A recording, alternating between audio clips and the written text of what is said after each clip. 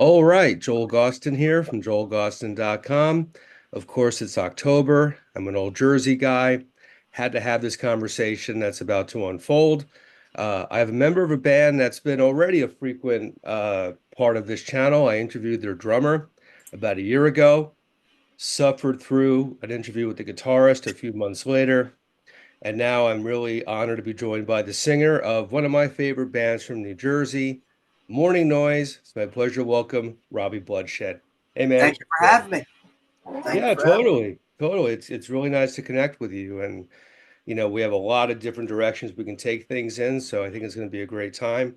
Um, we have a lot of history to cover. You've been around for quite a few years already. Although you're certainly younger than uh your comrades in Morning Noise, Couple years. couple years, couple decades maybe.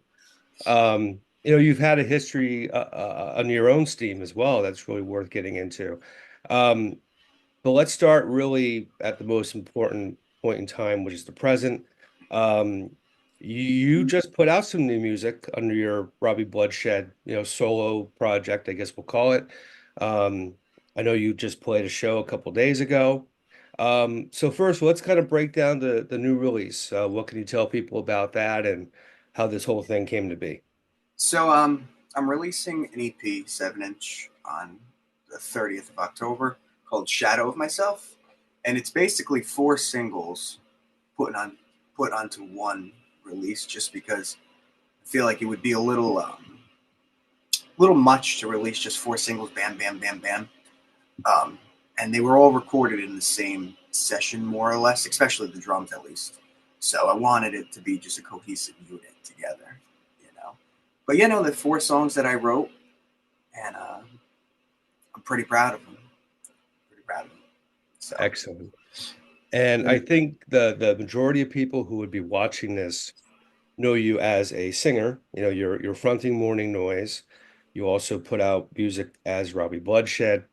But you also are a multi-instrumentalist. yeah. You recorded, I think, all the instrumentation on this new release, right? Or close to it? So for the second song on it, "Burning on Woodbine," I do the drums and every instrument, but the other three, my usual guy Mark, who plays with me live, does all the drums on it, and I do everything else. I do all the guitars, the bass, the keys, and vocals and whatnot. But yeah, I do whatever needs to get done. Fantastic. So I know you've been performing away from Morning Noise. You just did a solo performance a couple days ago. Who do you have playing with you currently? So I have my guy Marcus Hyde. He plays drums, and then we just had our first show with John Steele on bass and backups. And the last couple shows we actually had Evil Heim from Voice of Doom playing rhythm guitar and doing some backups. So it's a cool little cohesive unit. It's cool because John and John are both have chemistry together. So having them already into the fold, and then Mark and I have been playing together for the last 10 years. Hmm. It fits very well. Excellent. As I'm sure you know, I had Franche Coma on a few days ago, and he got into the fact that John Steele, who's been on this channel, doesn't know what he wants to be, even as an older man. Is he a drummer? Is he a bass player? Is he a singer? Identity crisis. But Jack of um, all trades. yeah, and great at everything he does. So it's awesome that you've connected with him, For and of sure. course, Haim, Voice of Doom. We'll get into that a little bit because I know your story kind of intersects quite a bit with theirs, especially in recent times. Um, and for the viewer, we'll include a bunch of links in the video description for people to check out the new stuff you've just put out, stuff you've done over the years. So let's kind of get into the very beginning of things because I've been hearing your name around for about 10 years, at least 10 years. And it was always, back then especially, oh, this kid Robby Bloodshed, he's turning up at all these shows and he's got these things going on. And so you kind of became a regular presence with this sort of misfits world that we've all been sucked into at various points over the years.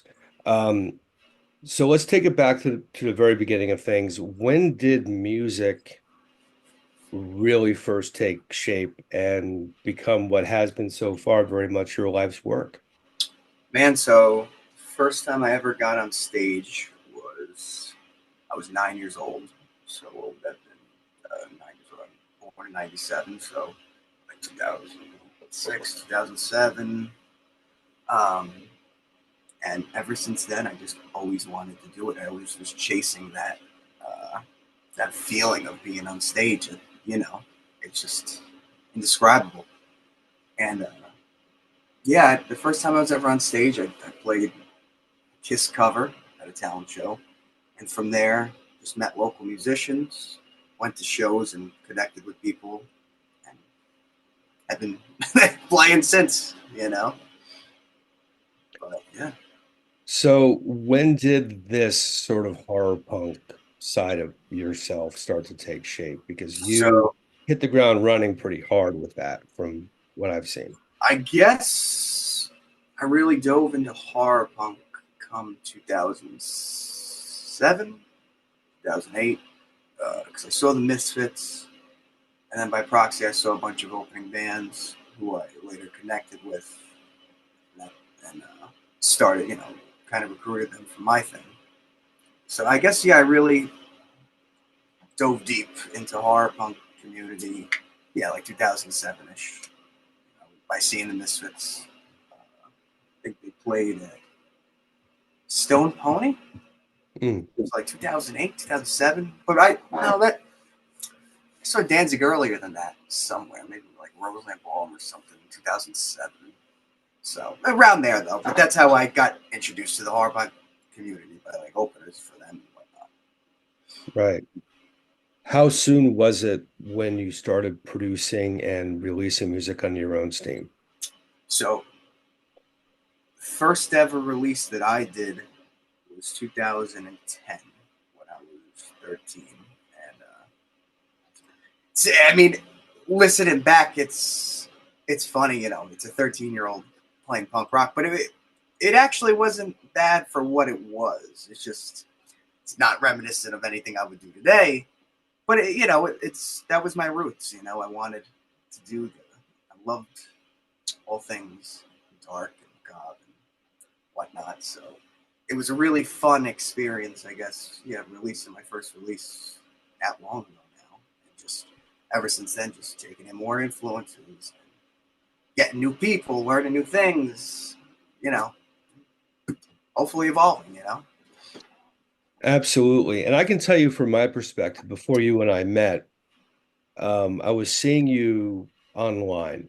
Either people were talking about you or you were promoting records, but it seemed, at least to my attention, you were putting out stuff all the time. Oh It yeah, was kind of a oh yeah. Robby Bloodshed thing. You remind me a lot of Sal and Dan from Electric Frankenstein back in the day, where it was like a new week. There's another Electric Frankenstein record out. Um, how many releases do you have at this point? Holy shit. Uh, full lengths, real full lengths. I'll tell you. So Last Nerve came out in 2013, then Main Street Betrayal in 2014. 2015 was Leave 'Em Hooked. 2016 was Dazzling Mad. Then 2018, the 21 and On. Then Running Out of Time, The Cabin, and then Drippin' Red. So I guess 8 full lengths. Mm, Then there's a million little singles here and there, EPs, but those are the basis, I guess. excellent. That's quite a lot. And as you said, there are singles and Yeah. various other things going on.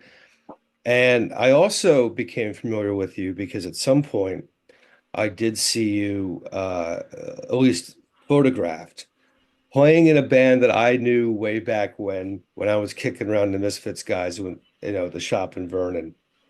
They had a guy hanging out by the name of Sal B, who's a very unique character and has his band Sardonica slaughtered Grace before that. But Sardonica is the one that toured with the Misfits, and did all kinds of cool stuff in the 90s. And then I'm seeing pictures of them, probably at Dingbats. Yeah. And there's Sal, and there's like a much younger version of you on stage with Sal. So I got to ask you, how did you get sucked into the Sardonica realm? So I actually one of the first times I ever sang on stage, the first time I was at Dingbats was I saw Sardonica play and they had me come up. This was 2008 and sing Halloween with them. And then years later, like 2013, 2012, yeah, 2012, I played bass for a band called Mr. Monster, Mm. and Sardonica opened up for Mr. Monster at that show. And I guess Sardonica had just thrown out their then guitar player and was switching this guy Ron Paci to guitar, and they needed a bass player. So Sal B actually asked Jason Trioxin. Jason was like, I just don't have the time for it, but why don't you ask Robby?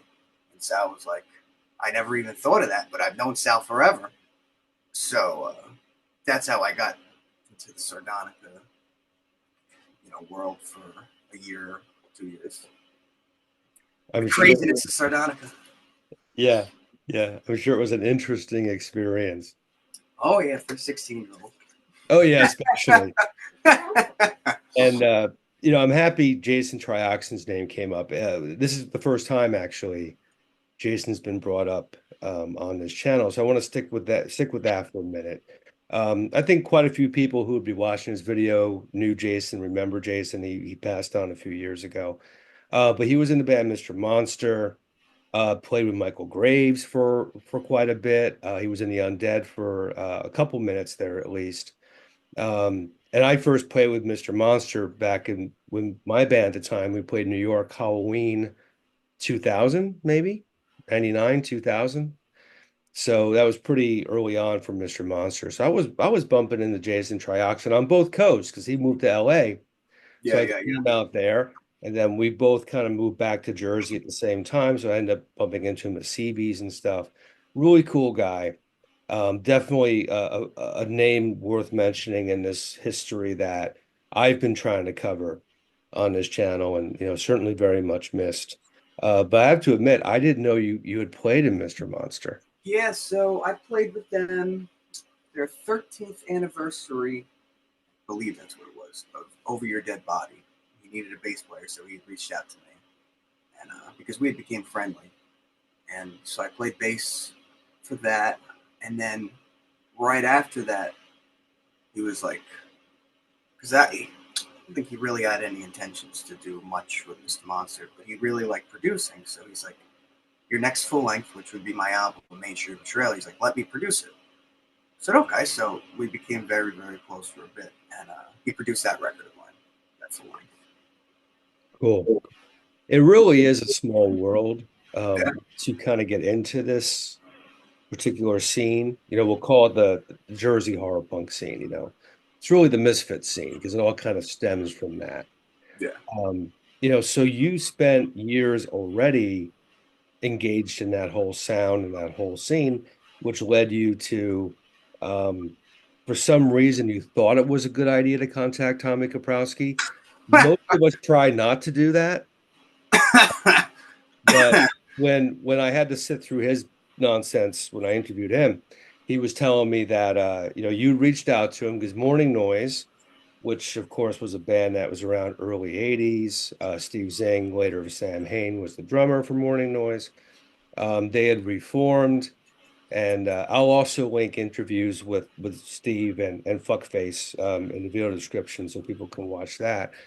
Um, but Mourning Noise gets back together a few years ago at this point, and we're looking to replace the original singer in the band. And you reached out, and you apparently handled dealing with him long enough to join the band. So congratulations on that. Um, I mean, how familiar were you with the Mourning Noise material before the audition? So Tommy's got that a little confused because Well, actually, naturally, yeah. You know, so they were putting up auditions. Tommy was Steve. From what I understand, Steve had asked him to send out feelers, and he made a post in that group, that Mourning Noise group, and somebody commented my name. I believe it was a guy named Tony. Tony. the West Coast. And Tommy had responded. Uh, he was the first one I thought of. And then I said, yeah, I'd love to throw my hat in the ring. And that's how that came to be, because then Tommy and I talked and we'd set up a time and for an audition. I guess people were sending in clips, people, videos of themselves singing, but it was all people far away and not really understanding, I guess, what they had in the back of their minds. So Tommy had told me a day that they were going to get together in a rehearsal studio, and there was going to be another guy auditioning, and there would be the two of us together. The other guy, I don't know what happened. I think something with a flat tire. I don't know the exact specifics, but I think it was. I'm not sure who it was. May have been Jr. from Rosemary's Baby, who I'm very good friends with, but for whatever reason that didn't come through. And I knew, I was there. I didn't really know. I learned the song specifically for that tryout. I only knew, I knew Monster Madness and I knew Dawn of the Dead. Like before I knew the rest of the catalog that I had to learn. Because I went in there with like 8, 9 songs ready to go. And so I learned those. And they were pretty easy to get down. It was just a matter of, it's a lot of lyrics. There's a lot of lyrics in that early shit. And, but once I had that down, I went in there. I tried not to get my hopes up, but I went in there confident because I really didn't think I'd get it. I was like, nothing ever fucking usually goes my way, or how I envision it at least. So I said, don't get your hopes up. But it was, it felt right immediately. Really did feel right. And just took off from there. Excellent, excellent. I will admit, when I first learned you were going to be the guy for the job, because I've loved Mourning Noise. I love them perhaps even more than the bigger bands from that scene. I always loved that first EP. I love that FMU recording from way back when. Had the band reformed to play my Legion Hall back in '97, so I've always loved the band. And I was always a big fan of the voice of the original singer. I thought he was a very talented guy, for a lot. If Danzig had the Elvis thing, that previous singer had the Dave Vanian thing. That's kind of how I would describe it. So where I'm going with this is when a certain little bird told me that you were going to be singing, I was kind of like, huh, how's that going to be? How's that going to sound? And I got to tell you, I saw when you guys played Dingbats, I guess it um, was it, I don't think the EP was out yet. I think it was the year before. Yeah, that was kind of the feeler of, Right. we felt it would be right to continue on and try to do something fresh. That was Yeah. 2021. 2021. Yeah, you absolutely nailed it. Thank Absolutely nailed it. And Thank I'm like, this band, I stood there in the audience. I thought this band can go well beyond what it was the first time with that lineup. And I had seen you a few weeks prior to that at that Lodi VFW Hall you. Oh, show. yeah, yeah. And it was you guys, Voice of Doom, a couple other bands I can't immediately remember. Um, but you were playing like Feline Nursery, and you were doing like very obscure Misfits tracks. Of course, being a Lodi VFW Hall show, you had to kind of do that, right? Yeah. But I realized you had a real appreciation for the history, which I already knew you did. But you had a real profound love of this stuff, and I'm like, that's the guy Mourning Noise needs, not the guy who's going to do it halfway, not the guy who's going to do it once in a while, but somebody who can lead those guys forward. And I think you've absolutely done that in that band. And then the EP comes out a year later at the Seville, Caroline Records. Great reintroduction to the band. Then the album, which came out this year, Screams Dreams, um, which I reviewed on my website. I'll post a link to that as well. Um, I mean, look, I think I even wrote it in the review. As far as Jersey horror punk, um, I think it's the next one in line after Walk Among Us. That's quite a compliment. So thank you. Yeah. Seriously, thank you. Yeah. For a band to put that out at this point in time in 2024 and keep it true to that vibe, perfect. Perfect record. Thank you, man. Um, and what I think is really great about the band too is you're not going out and doing the 1982 songs. You No, Steve has talked about this a bunch, where it's like it's a different band in a way. I mean, of course, it has the same core, but the older songs don't really reflect what we're about today. So, and I can't, especially as a singer, it's hard to relate to other people's lyrics when they were in a different mindset, a different era. I mean, I love doing covers, of course, but it's different when it's like you're in the band. You know what I mean? Like it's just really a different feeling. And now it just made sense to write new songs, and you know, there's still you could tell, I guess, with the new record and the EP, like, yeah, that's Mourning Noise, but it's more, it's evolved. You know, I don't know if I'm wording that correctly, but it's more. There's something more to it. You know? I would say it's definitely evolved, Yeah. sonically, musically, songwriting. Sometimes when a band changes an ingredient, especially if it's a band that's known, and I would say in context of New Jersey, Mourning Noise is known. It- when a known band like that changes, we've seen it, no name is mentioned, but we've seen that where another ingredient comes into a band and then suddenly the entire chemistry is off.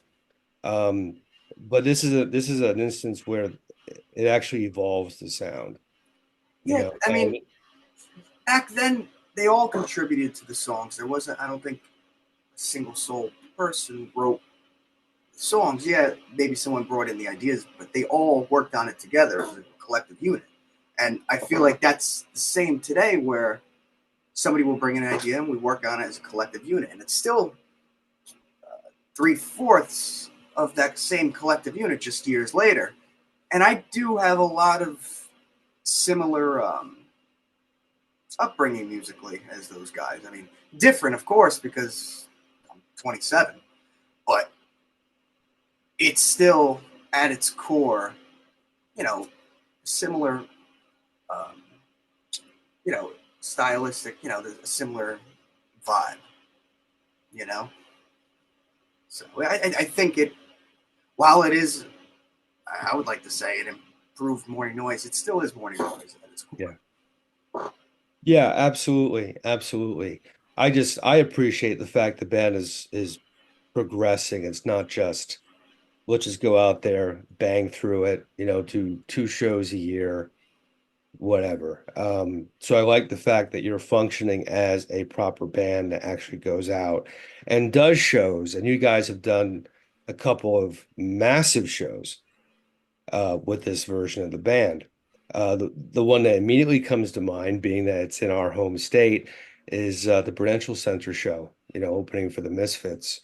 Um, I regret not being able to make that show. Quite frankly, I wanted to see you guys, and I would have stuck around for the Misfits, but the, Yeah, the draw for me was actually coming to see you guys on that stage.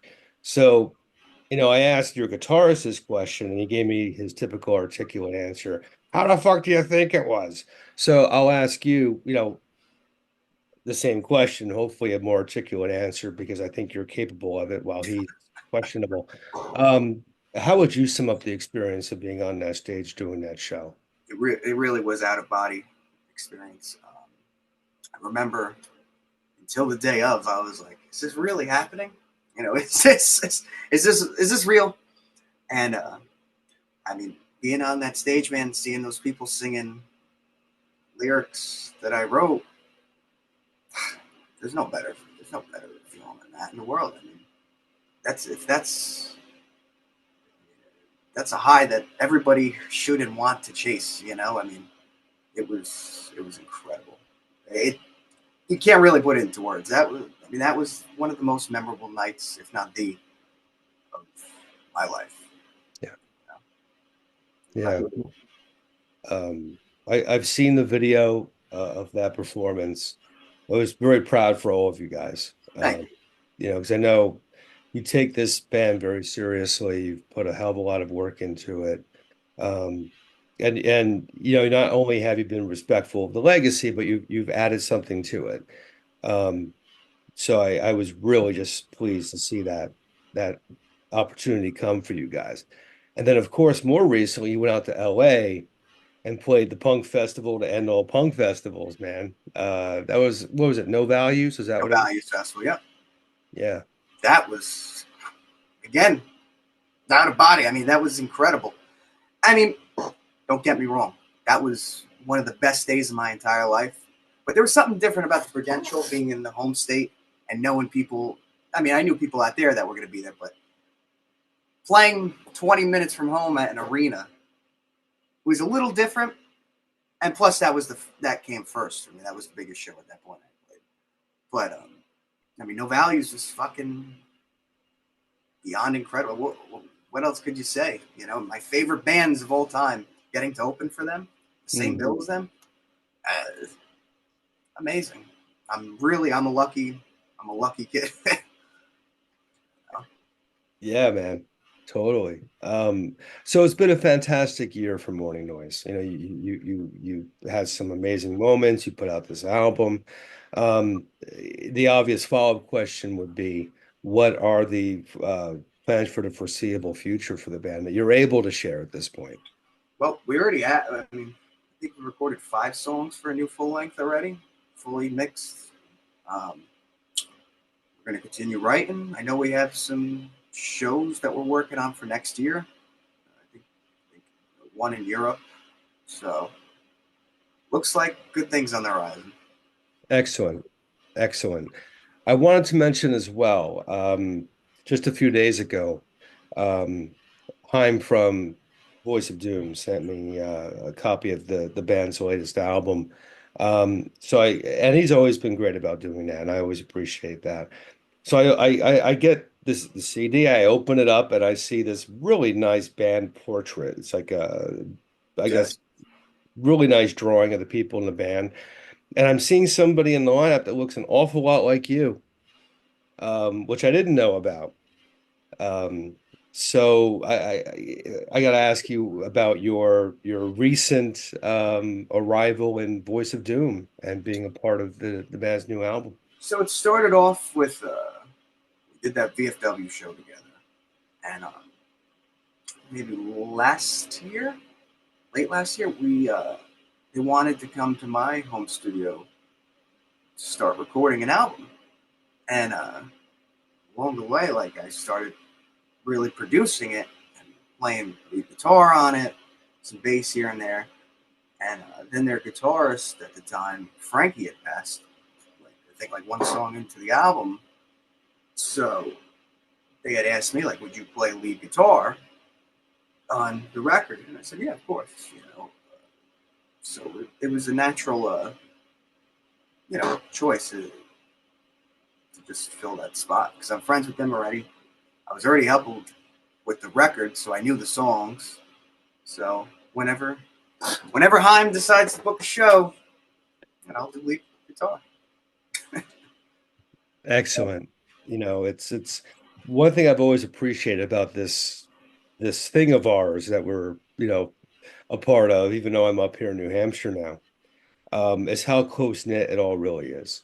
Um, Yeah, I'm really proud of that Voice of Doom record because it's, aside from my own stuff, the first record that I engineered, mixed, and mastered, and I'm proud of it. I mean, they brought some really cool songs, and it was a lot of fun to work on. It really was.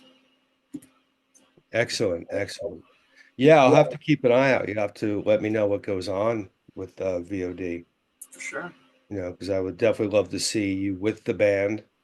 That Lodi show back in 2021 was so much fun. It'd Yeah, be nice to see more shows like that moving forward.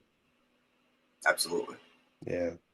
And a couple of things I wanted to wrap up with. Number one, as we've been talking about this, sort of early 80s horror punk thing in Jersey and how, it's moved forward to the present. I do want to acknowledge it's my first opportunity to do so, and it does work into the topic. Rest in peace, Inger Laurie, who passed away a couple days ago. She had played in the Undead. Not many people know that, but she was an old Jersey punk way back before the LA thing happened with her. So we lost her a couple days ago. So I want to acknowledge that loss. She was a sweetheart. Will be very much missed. Um, but more positively, I bring that up because, as you know, I mean, you were a kid learning about this stuff and these bands, the Misfits and Sam Hain and all that. I remember being your age when you got into it and looking at these people like, oh my God, Eerie Von and Steve Zing and Jerry Only and all this. And some of these people are larger than life personalities, and they've all sort of built this legacy, very much a New Jersey based thing. Important people, important personalities have made important music that everybody in the world listens to and appreciates.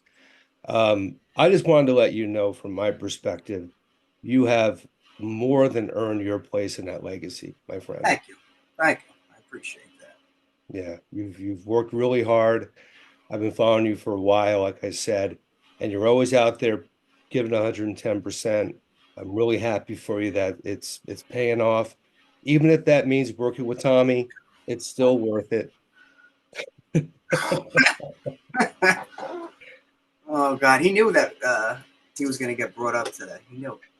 I think this might be an all new record for me in a conversation. It's just, yeah, Oh, it's got to come up. But seriously, man, I'm really pleased for your success. thank you. Really happy for the other guys in the band. Um, honored to know those guys, honored to know you. Really excited about your new material coming up shortly, in just a few days. As I said, anyone watching is go into the video description, check out the links that will be there, learn more about Robby's music if you're new to it. Also, check out the Mourning Noise Screams Dreams album on Cleopatra. I'll link that as well. And just, show Robby your support and the fellows in Mourning Noise your support. And they're keeping, this style of music moving forward into new territory. We all love the old stuff, and that stuff's great, but it's gonna gather dust eventually unless there's some new stuff happening. Morning Noise is keeping that alive. So thank you for that. And thanks for coming on the channel, man. I appreciate it. Thank you for having me, dude. My pleasure. I'll see you soon. Yes.